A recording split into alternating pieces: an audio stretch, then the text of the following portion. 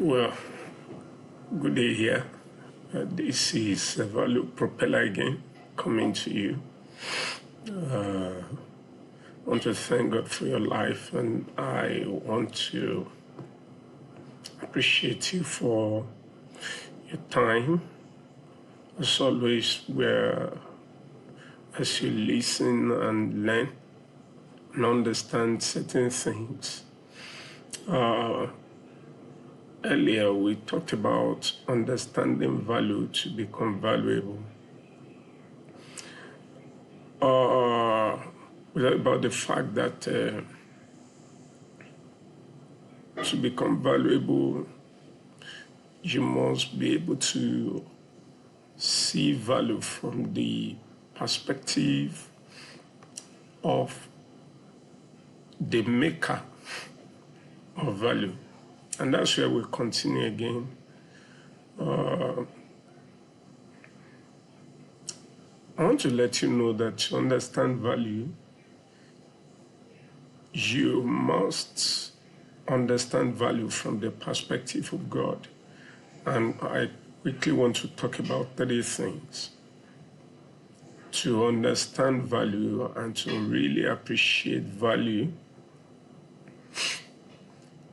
value must derive from God. Value must derive from God. It must be that you got it from God. Now, the truth is, it was Paul that first made this great statement, and he was talking to men at Athens. He said, "For in God, in Him we live, in Him we move, in Him we have our being." Powerful statement. The life, what that statement means, the life of everything derives from God. The ability of everything, in Him we move. The ability derived from God. Then in Him we have our being, the existence, the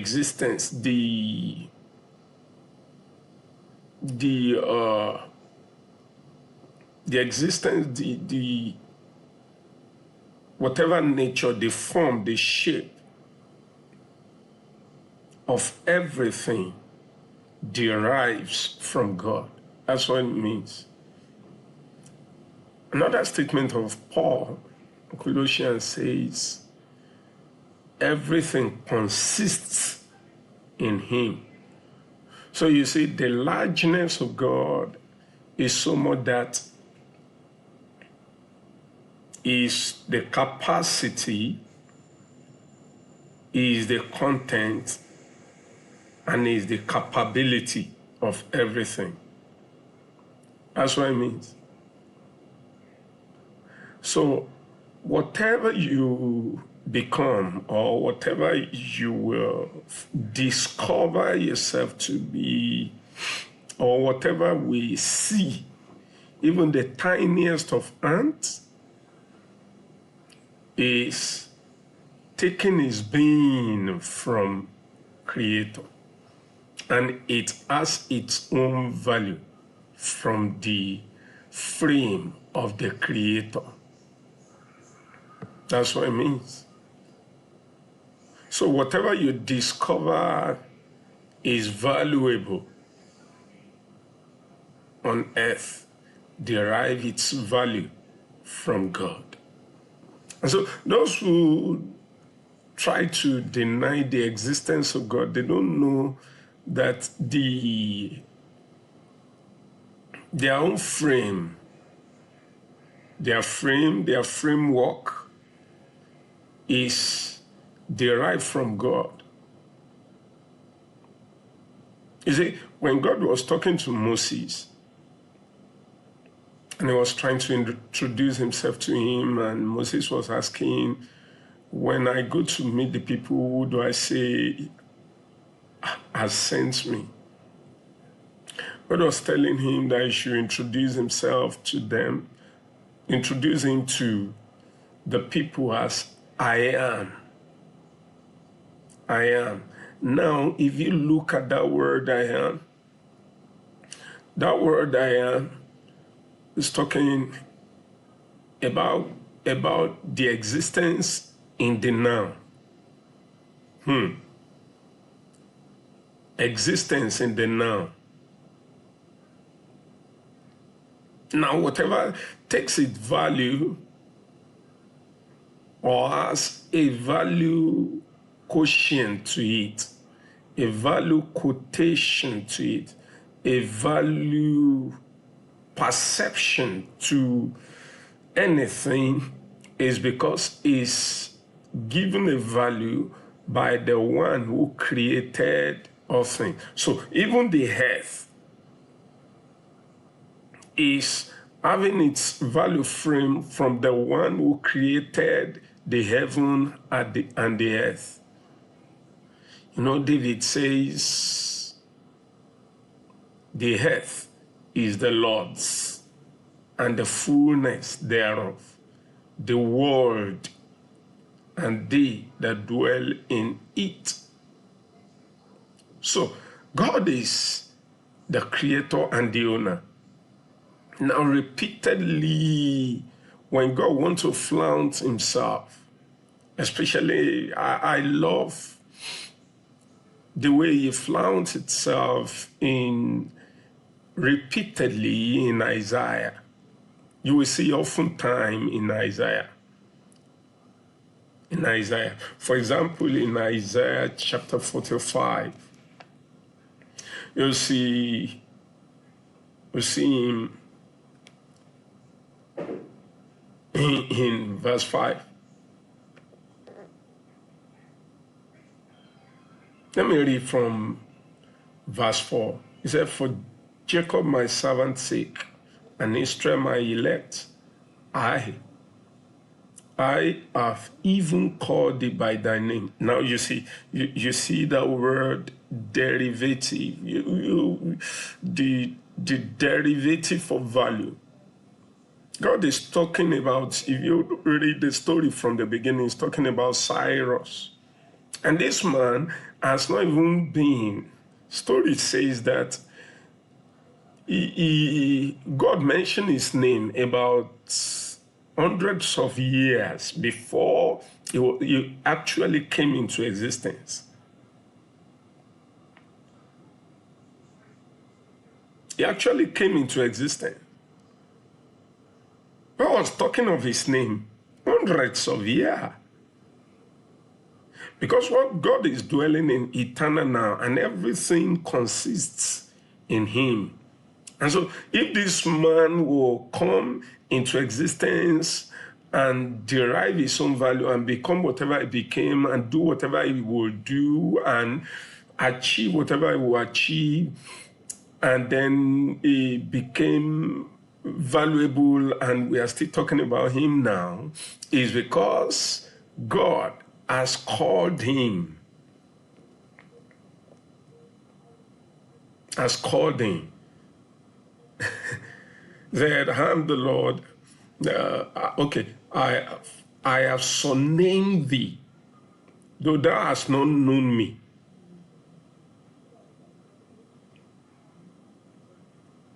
Verse 5, he says, I am the Lord and there is none else. There is no God beside me.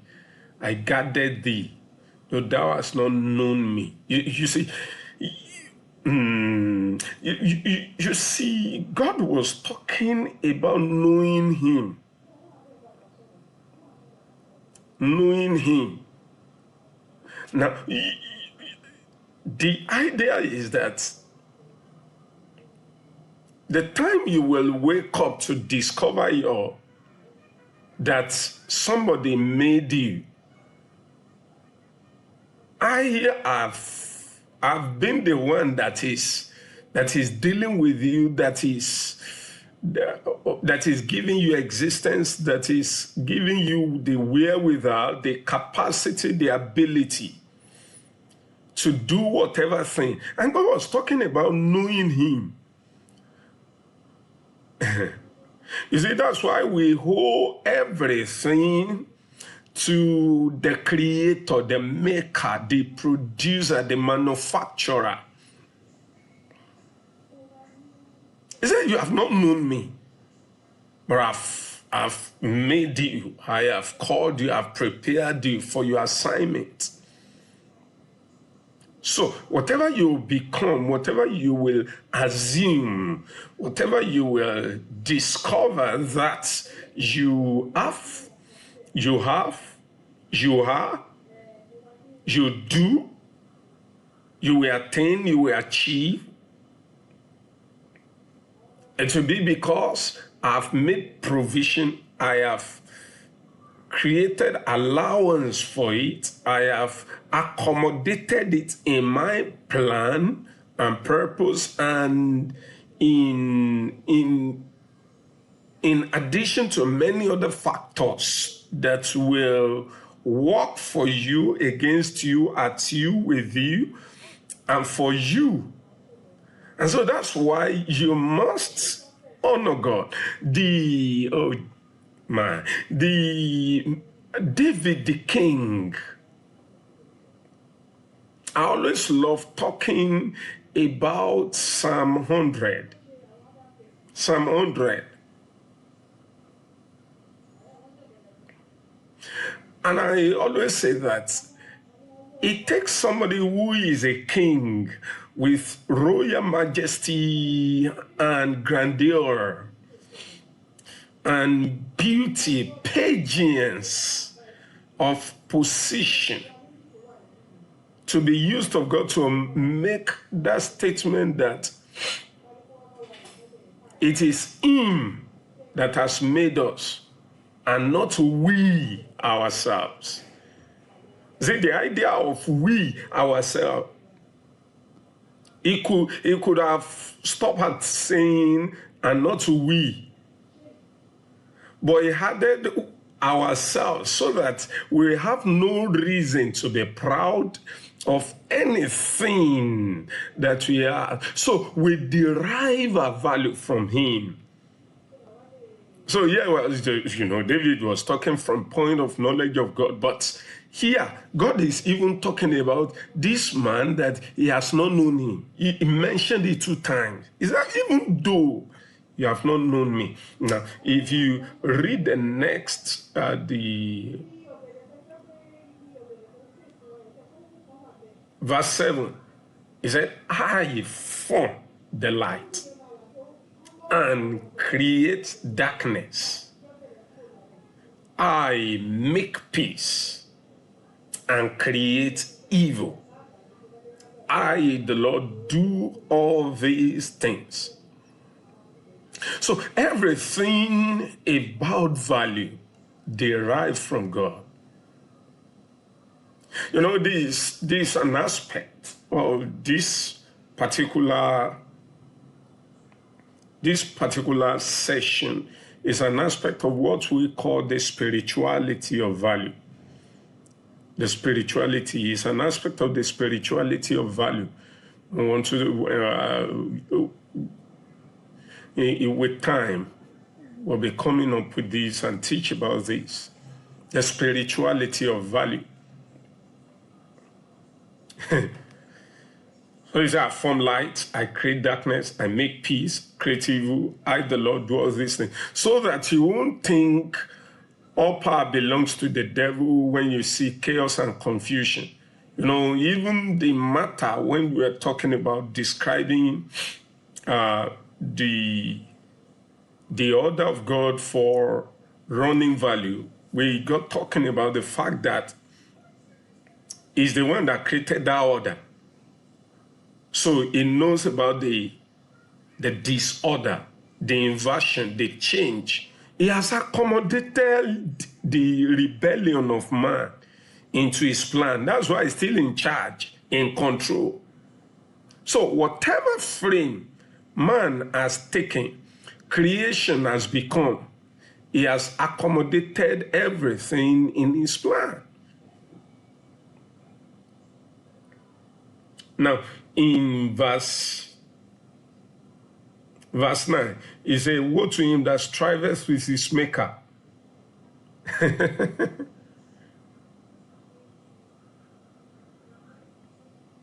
Now, in verse 10, it says, woe to him that said unto his father, what begettest thou?